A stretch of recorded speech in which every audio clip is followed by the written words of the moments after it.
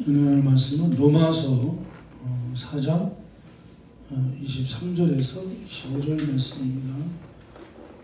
로마서 4장 23절에서 25절 말씀.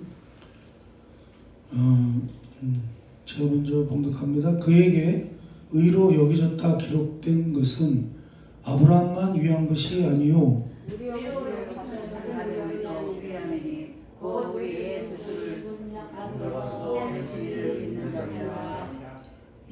다 같이 예수는 우리가 범죄한 것 때문에 내중이 되고 또한 우리를 의롭다 하시기 위하여 살아나셨느니라.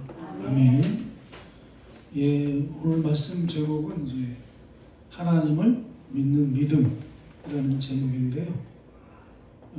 이제 우리가 하나님을 어떤 하나님을 믿는가, 하나님을 어떻게 믿는가, 이제 이런 것을 보는 거예요. 근데 그게 뭐 이렇게 중요한가요? 이렇게 물어볼 수 있는데,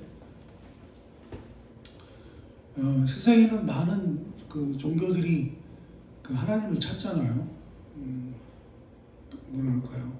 어떤 종교는 뭐 사람이 깨달으면 하나님이 된다, 뭐 이렇게 얘기하는 사람도 있고요. 그 요즘은 이제 그 뭐라 그럴까요? 종교다원주의라고 그러나요? 그래서 우리가 그 뭐랄까요, 구원을 얻는 방법에는, 그러니까 하나님을 그 믿는 방법에는 그 한 가지만 있지 않다. 우리가 산에 올라갈 때, 정상에 올라갈 때 뭐 앞으로 갈 수도 있고 옆으로 갈 수도 있고 뭐 해서 하여간 올라가기만 하면 된다, 이렇게 얘기하는 그런 분들이 있죠. 자유주의 신학이라고 해야 되나요? 아니면 신신학이라고 해야 되나? 그러니까 그런 분들은 이제 그걸 주장을 해요. 그런데 이제 우리 기독교에서는 그렇지 않죠. 우리가 믿는 하나님은 딱 정해져 있어요. 통로가 딱 통해져 있는데, 어떻게 통해져 있죠? 우리 예수 그리스도를 통해서만 우리가 믿는 하나님을 알 수 있다, 이렇게 말할 수 있는데요. 그러다 보니까 세상 사람들이 그러죠. 왜 기독교만 유독 이렇게 유별나게 그러냐, 너무 편협하지 않느냐, 이제 이런 식으로 그 얘기하는 분이 있습니다만, 아무튼 우리가 믿는 하나님, 우리가 믿는 하나님을 믿는 믿음은 다른 종교하고는 다르죠. 다릅니다. 그렇기 때문에 이제 우리가 비록 세상에서는 다른 종교인들한테는, 또는 같은 기독교 안에서도 또 다른 길이 있다고 생각하는 그런 분들한테는 좀 욕을 먹을지 몰라도, 우리는 어떻게 해요? 우리는 뭐 잘못된 진리를 갈 수는 없잖아요. 그렇죠? 하나님의 말씀을 잘못되게 우리 하나님을 믿을 수는 없다는 거죠. 우리가 믿는 하나님, 우리가 믿는 그 믿음, 우리가 하나님을 어떻게 믿느냐, 어떤 하나님을 믿느냐, 이렇게 이제 말할 수 있는데요. 오늘 말씀해 보니까 이렇게 얘기합니다. 어떤 하나님? 예수 그리스도를 죽은 자 가운데서 살리시니. 우리가 믿는 하나님은 어떤 하나님이세요? 예수 그리스도를 죽은 자 가운데서 살리신 분이라는 거예요. 그 살리신 하나님을 믿는 거라는 거예요. 이게 굉장히 중요합니다. 우리는 예수 그리스도를 통해서 하나님을 믿는 거예요. 그렇죠? 만약에 예수가 없는 하나님은 어때요? 그거는 올바른 믿음인가요? 잘못된 믿음인가요? 잘못된 거죠. 우리가 그걸 분별할 수 있는 거죠. 우리가 예수 그리스도를 통하지 않고 믿는 하나님은 우리 기독교의 믿음이 아니다, 우리 기독교의 신앙이 아니다라고 하는 것을 여러분들 항상 기억하시기 바랍니다. 그래서 이제 뭐랄까요, 어떤 그 이단들은 그런 거 있잖아요. 우리 예수님이 이 땅에 오시긴 했는데 실패했다. 그래서 지가 예수님 대신에 지가 다시 왔다. 뭐 이렇게 얘기하는 저 말도 안 되는 그런 뭐 이단들도 있죠. 아무튼 여러분, 우리 예수님께서는요, 왜 이 땅에 오셨나요? 우리 예수님께서는 우리를 위해서 죽으러 이 땅에 오신 거죠. 그런데 알고 봤더니 우리 예수님도 어떤 분이세요? 우리 예수님도 하나님이시더라는 거죠. 그렇죠? 우리가 요한복음 1장이라든지 이런 걸 보고 뭐 성경이 여러 군데 뭐 그런 내용들이 많이 나옵니다만 우리 예수님도 알고 봤더니 하나님이셨다는 거죠. 본래 하나님이셨던 분이었죠. 그런데 그 하나님이신 그분이 이 땅에 오셨다는 거예요. 제가 뭐 이거는 하도 많이 말씀을 드렸습니다만 부활하신 분이 유한의 세계로 들어온다는 것, 또 뭐랄까요, 지으신 분이 자기가 지으신 세계로 들어온다는 거, 이거 참 뭐랄까요, 참 어떻게 표현을 할 수가 없을 만큼 참 신비한 일이라고 해야 되는 건지, 우리 예수님의 입장으로 볼 때는 기가 막히죠. 하나님이셨던 분이 피조물로 오신다는 게요. 그렇죠? 제가 그래서 그걸 그렇게 설명한 적도 있습니다만, 사람이 개미를 구원하기 위해서 우리가 개미를 줬다니까요. 근데 개미들이 죄를 져서 다 지옥 가게 됐는데 어떻게 해요? 내가 개미를 살리기 위해서 내가 뭐가 된 거예요? 개미가 됐다는 거예요. 뭐 예화가 뭐 맞지는 않겠습니다만, 아무튼 하나님이셨던 그분이요, 이 땅에 오신 거죠.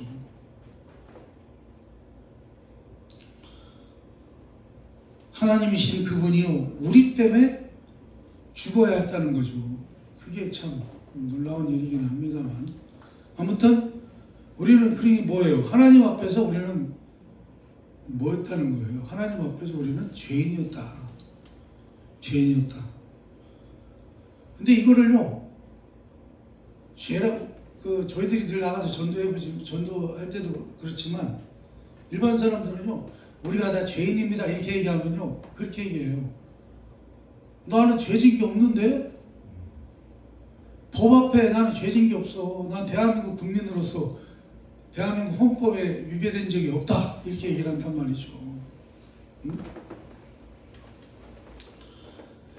여러분, 이것은요, 어떤 법 앞에서 죄를 말하는 게 아닙니다. 응? 어떤 법 앞에서, 어떤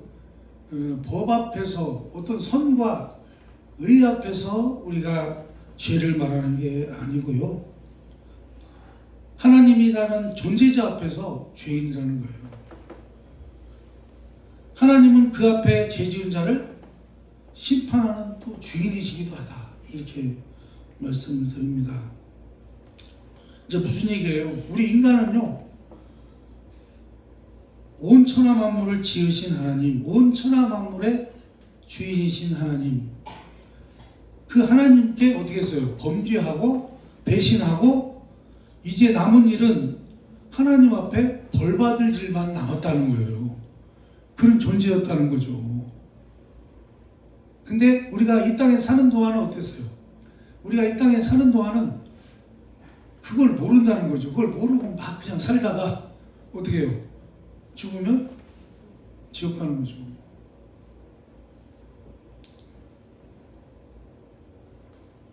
여러분, 그래서요, 우리가 이런 사실을 알지 못하면서 이런 사실을 알아야만 우리 하나님을 말할 수 있다는 거예요. 우리가 하나님을 또 알 수 있다는 거예요. 우리가 이러한 사실들을 모르면 하나님에 대해서 어떻게 해요? 완전히 오해할 수밖에 없다는 거죠. 오해.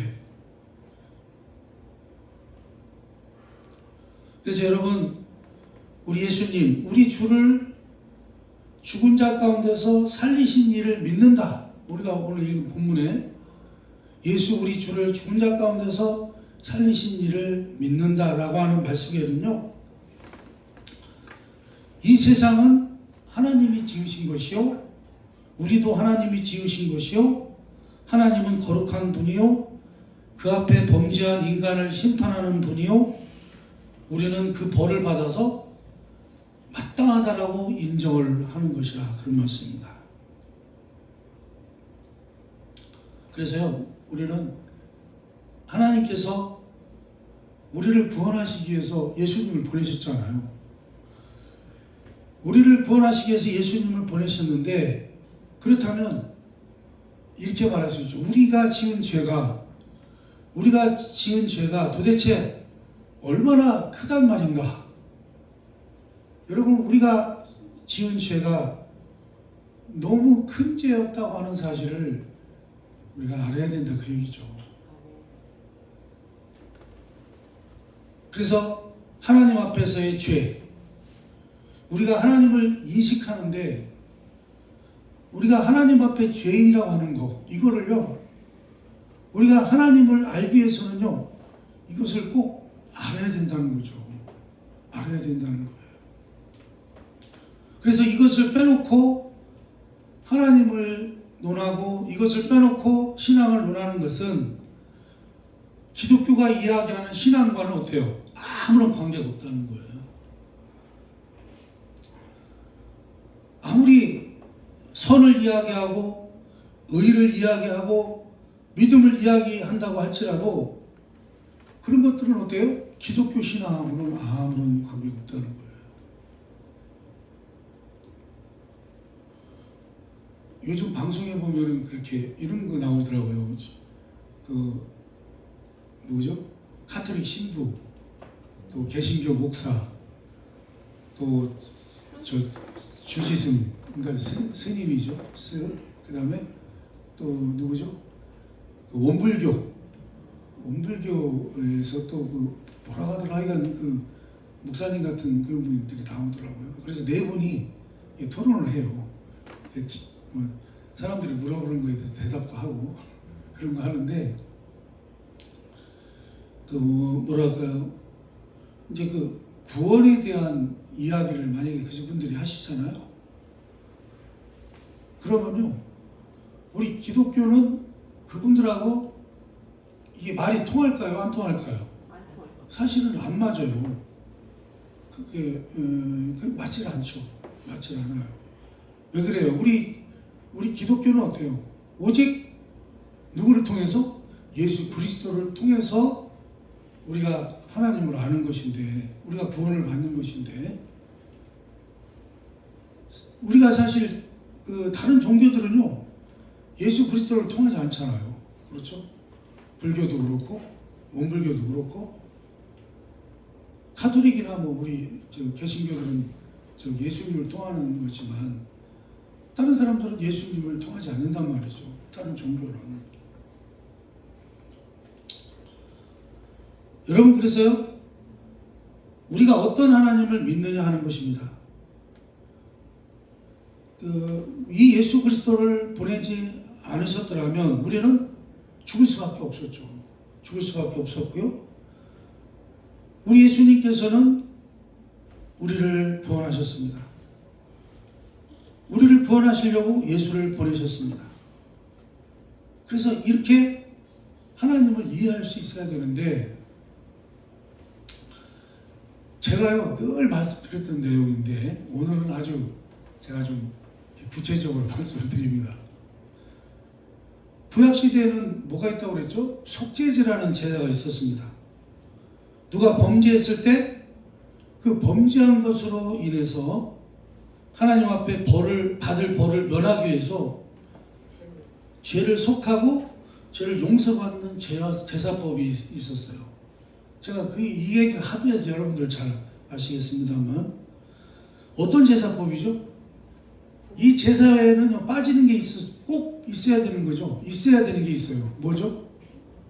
피죠, 피. 꼭 피의 제사를 드려야 했습니다. 내 죄를 대속하기 위한, 뭔가 내 죄를 대신 속죄시키기 위한 그 제사, 그것은요, 꼭 피가 필요했다는 거예요. 그래서 양이나 염소나 소 같은 그런 가축 중에서 하나를 정해서 그것을 이제 희생제물로 나 대신 죽이는 거죠. 그렇죠?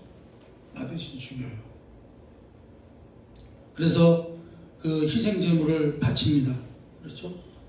그 희생제물을 바치면 제사장은요, 그 희생제물을 어떻게 해요?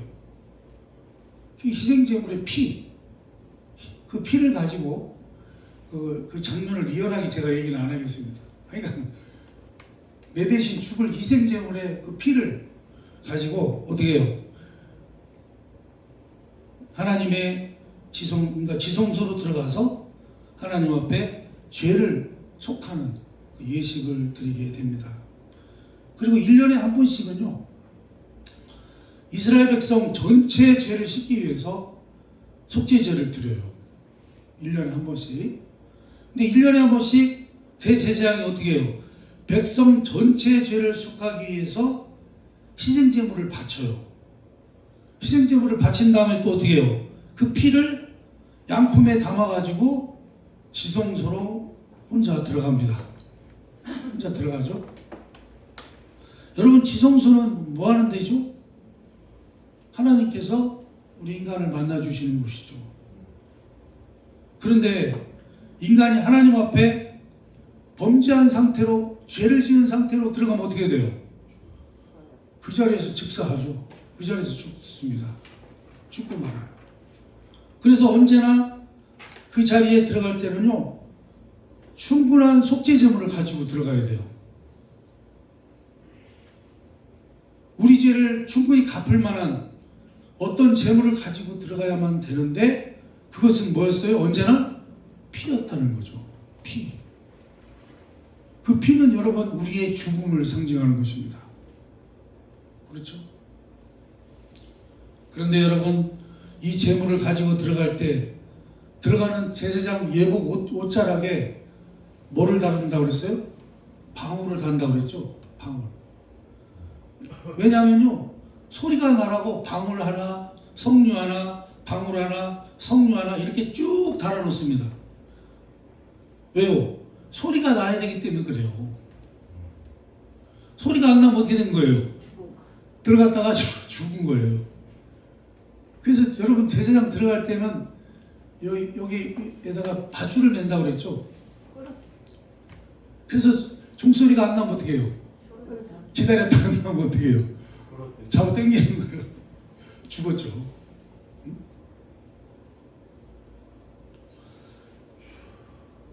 여러분, 가지고 들어간 재물이 하나님 앞에 만족스럽지 못하면 어떻게 돼요? 그의 흠을 다 가릴 만큼 재물이 되지 못하면요, 들어간 자가 죽고 만다, 그런 얘기죠. 하나님을 만나는 순간에 제사장이 죽는 일이 있다고 하는 것을 뭐랄까요? 있다는 것은 그러니까 제사장이 가지고 들어간 재물이 백성들을 제속하는 가치로서 충분하지를 못했다는 거죠. 부족했다는 거죠. 자, 그런데 여러분, 만약에요, 대제사장이 그 피를 가지고 들어갔어요. 재물을 가지고 들어갔어요. 그런데 멀쩡히 살아나왔습니다. 멀쩡히 살아나왔어요. 그러면 무슨 뜻이에요, 그거는요? 그 재물이 받아들여졌다는 얘기죠. 그죠? 그걸 우리는 뭐라고 얘기하죠? 연락됐다, 이렇게 얘기합니다. 하나님께서요, 그거를요, 받아들이셨다는 거예요. 제사장이 살아서 나왔다고 하는 것은 백성의 죄값을 가지고 들어간 재물이 하나님 앞에서 충분해서 백성들의 죄가 어떻게 됐다는 거예요? 씻어졌다는 거예요. 깨끗하게 씻어졌다는 거예요. 자, 그러면 이제 요거를 우리 예수님으로 말씀을 드리면 이렇게 되는 거죠. 우리 예수님께서는요, 자기 몸을 제물로 바치셨어요. 십자가에 달려 죽으시면서 모은 피로, 당신의 피로 제물로, 희생제물로 바치셨어요. 속죄제물로 바치셨어요. 바치셨는데 우리 예수님 어떻게 됐어요? 죽으셨어요? 다시 살아나오셨어요? 우리 예수님 다시 살아나오셨잖아요. 그거는 뭘 의미해요? 그분이 바친 제물이 어떻게 됐다는 거예요? 연락됐다는 거죠. 연락됐다는 뜻입니다. 로마서 4장 25절을 다시 한번 읽어봅니다. 다시 한번 읽어봅니다. 시작. 예수는 우리가 범죄한 것 때문에 내 죽이고 또한 우리를 의롭다 하시기 위해서 살아나셨느니라. 아멘. 우리 주님의 부활은요, 그분이 우리의 모든 죄를 대속하는 제물로서의 효능이 하나님 앞에 온전히 연락되었다는 뜻이라 그런 말씀입니다. 다시 말해서요, 우리의 죄가 어떻게 됐어요? 다 씻어졌다는 말이 되는 거예요. 나와 여러분의 죄가요, 우리 예수님의 그 뭐랄까요, 당신을 들이심으로, 그리고 그것이 하나님께 연락되어서 다시 나오심으로, 부활하심으로 여러분 우리의 죄가 깨끗해진 것을 믿으시기 바랍니다. 아멘. 그 얘기예요.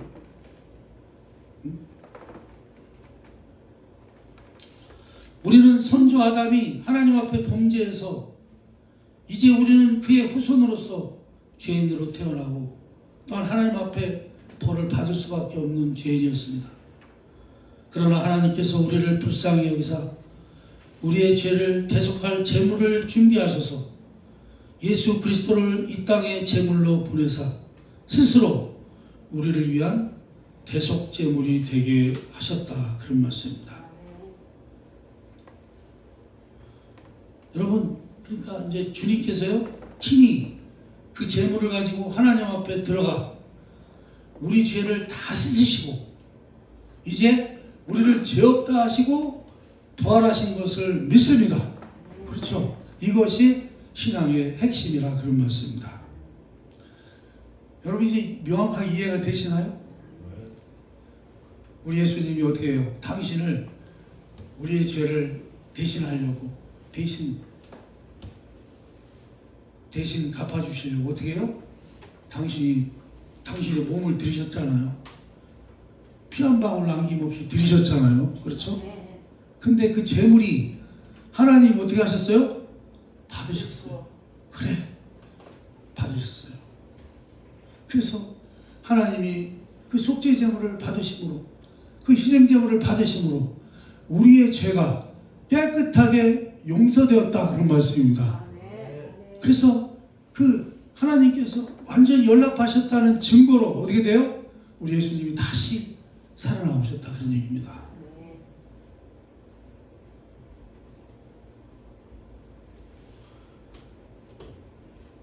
우리는 예수 그리스도의 죽음을 통해서 온천하 만물은 하나님이 주인이시라는 것을 확인해야 됩니다. 그리고 이제 하나님 앞에서 우리가 죽을 수밖에 없었던 죄인이라고 하는 것을 확인해야만 하는 것입니다. 그럼에도 하나님이 우리를 사랑하사 예수 그리스도로 말미암아 우리를 구원하신 것을 믿는 것입니다. 그러니 여러분, 예수 그리스도를 통하지 않고서는 하나님을 논할 수 있어요, 없어요? 여러분, 우리가 믿는 하나님, 우리가 하나님을 믿는 믿음은 누구예요? 누구를 통해서예요? 예수 그리스도를 말하지 않고서는 하나님을 믿는다고 말할 수 없다는 거예요. 우리 하나님은 존재하시고 우리는 그 앞에 죄인이었습니다. 또한 하나님은 계시며 우리가 그 앞에 죄인이었는데 하나님이 예수 그리스도를 통하여 우리를 구원하셨다는 것입니다. 자, 그런데 이제 문제가 있죠. 뭐가 문제예요? 구원받긴 받았는데, 그죠? 하여간 이런 놀라운 우리 하나님의 은혜로, 그분의 사랑으로 이렇게 구원을 받았어요. 자, 구원을 받았는데 어떻게 해요? 내 현재 상태의 모습을 보니까, 내 자신의 모습을 보니까 어때요? 아, 내가 뭐 내 모습이 어때요? 내 꼬라지가 어때요? 아, 내가 이래가지고도 구원받을 수 있을까? 하는 거죠. 여러분, 아니 내가 이렇게 살면서도 구원받을 수 있을까? 그런 생각이 안 드시나요? 아니 내가 사는 게 예수 믿으면서도 별로 뭐 달라진 것도 없고, 사는 모양새가 맨날 그 모양 그 꼴인데 내가 일하고도 구원받을 수 있을까 하는 것입니다. 그죠? 그것 때문에 늘 좀 걱정되지 않아요, 여러분? 내가 이런 상태로 정말 구원을 받았다고 말할 수 있는가 하는 것입니다. 내가 이렇게 살다 죽어도 정말 천국 갈 수 있을까? 여러분, 만약에 지금 여러분들이 딱 죽는다면, 돌아가신다면 천국 갈 수 있습니까? 자신 있습니까, 여러분? 있어요, 없어요?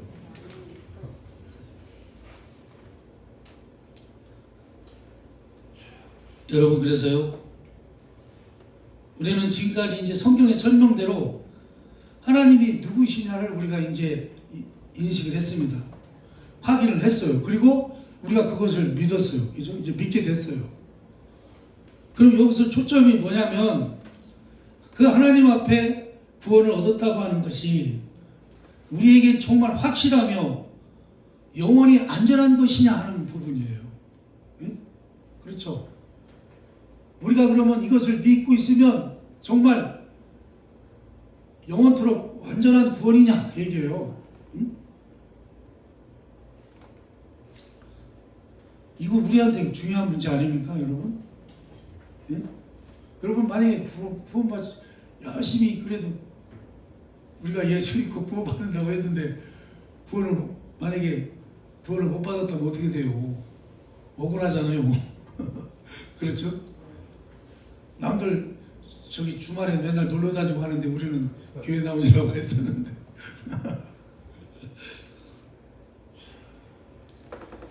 여러분, 이게 우리에게는 굉장히 중요한 문제입니다. 그렇죠?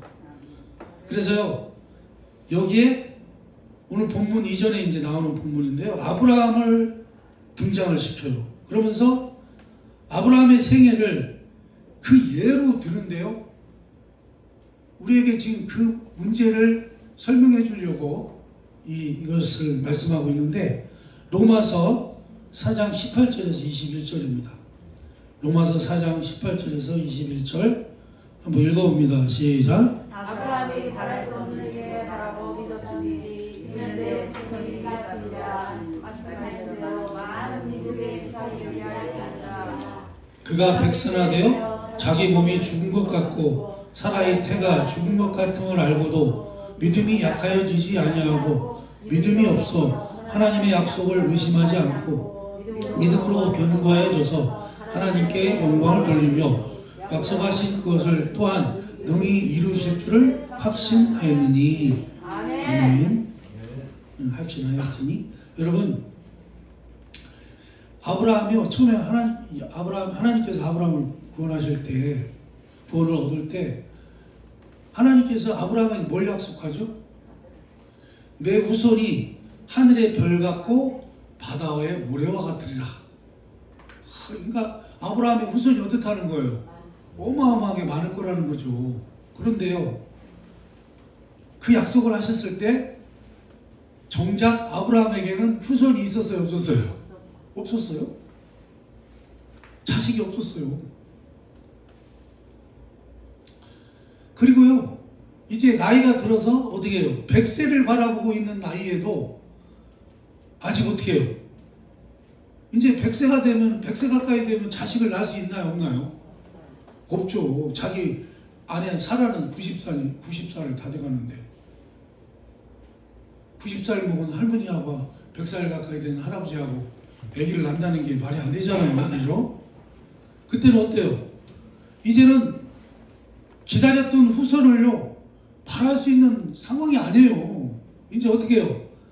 기다렸던 후손을요 바랄 수 없는 상황이 된 거예요. 응? 그런데요 여러분 무엇을 믿었습니까? 아브라함이 21절에 나오는데 하나님께서 약속하신 것은 분명히 이루신다는 것을 믿었다는 거예요. 아멘. 100살이 다 돼도 아직 애도 없는데 우리 하나님께서 나한테 많은 후손이 있을 거라고 얘기하셨는데 난 아직도 내 약속된 후손이 없는데 어떡하나. 근데요 그렇게 걱정을 안 했다는 거예요. 그런 상황이 속에서도. 왜요? 아브라함은 어떻게 해요? 우리 하나님은 약속하신 것을 어떻게 해요? 그것을 능히 이루실 줄 확신했다는 거예요. 아브라함은.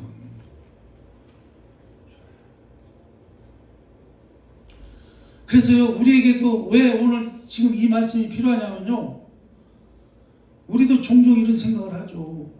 하나님도 인정하고 우리도 죄인이라는 것을 인정하는데 이렇게 살아가고도 구원을 얻는 것이 확실한가라는 의심이 든다는 것입니다. 그것을 어떻게 말할 수 있어요? 이제 바랄 수 없는 중에 바라는 것이다. 그런 말씀입니다. 무엇을 바랍니까? 우리의 이 모양 이 꼴로는 안 되지만 우리 하나님은 어떻게 해요?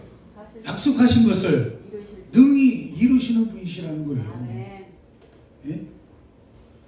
이것이 바로 아브라함의 생애를 동원해서 설명하고자 하는 하나님께서 예수 그리스도를 보내신 뜻이요 그 안에서 우리를 부르신 우리 구원의 확실성이라 그런 말씀입니다. 아멘 하시기 바랍니다.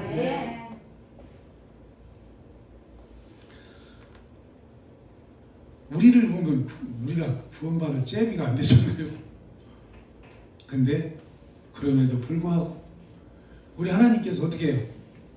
예수님을 보내셔서 우리의 죄를 다 깨끗하게 씻어서 우리를 구원하신다고 약속하시는 것을 믿으시라 그런 얘기입니다.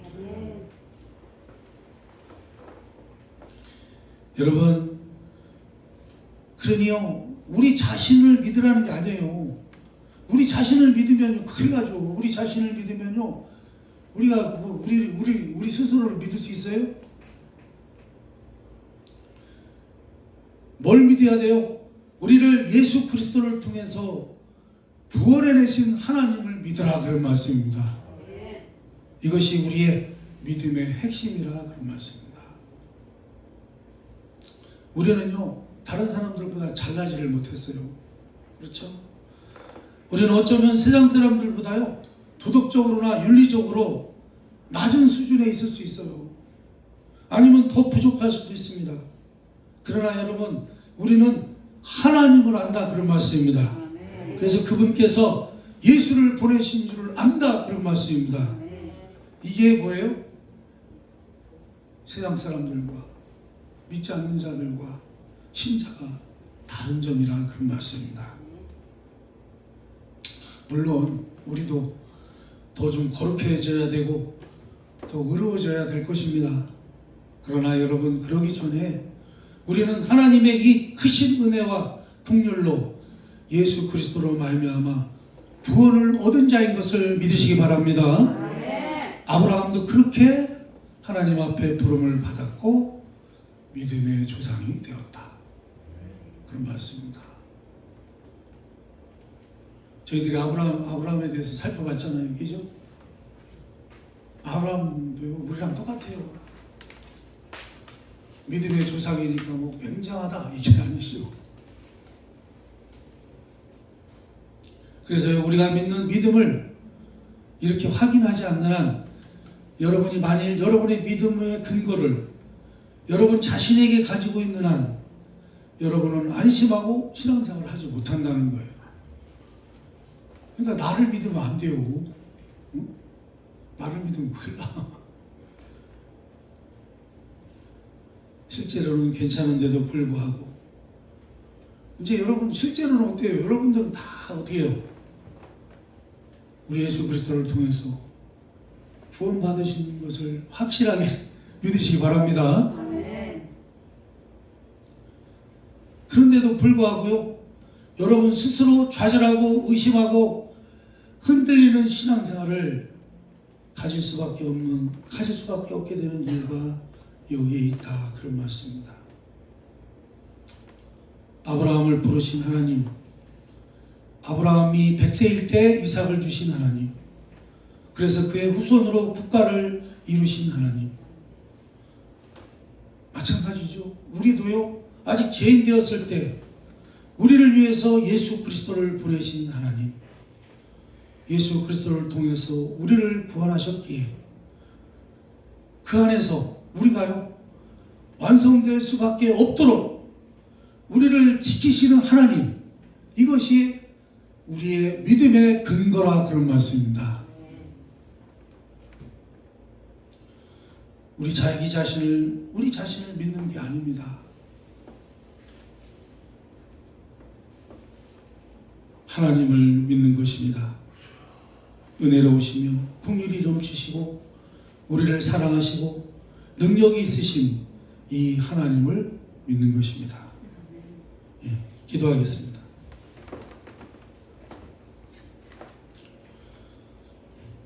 주님이시여, 오늘은 특별히 또 우리 하나님을 믿는 믿음에 대해서 저희들이 살펴보았습니다. 세상에서는 잘못된 우리가 하나님을 믿는 믿음이 오해되어지고 잘못되어지고 또 잘못 생각하고 우리 하나님을 믿는 이들이 얼마나 많은지 모릅니다. 그러나 우리가 믿는 하나님은 우리 예수 그리스도를 통한 우리 하나님을 믿는 믿음이라고 하는 사실을 우리가 오늘 확실하게 배웠습니다. 주님이시여, 이것을 잊지 않게 하시고 우리가 어디에서든지 이 말씀대로 우리가 이 말씀을 우리의 중심으로 세워서 그 누구에게도 미혹되지 않게 하시고 잘못되지 않게 하시고 우리가 올바른 믿음 생활을 할 수 있도록 인도하시고 도와주시고 함께하여 주옵소서. 예수님의 이름으로 기도하옵나이다. 아멘.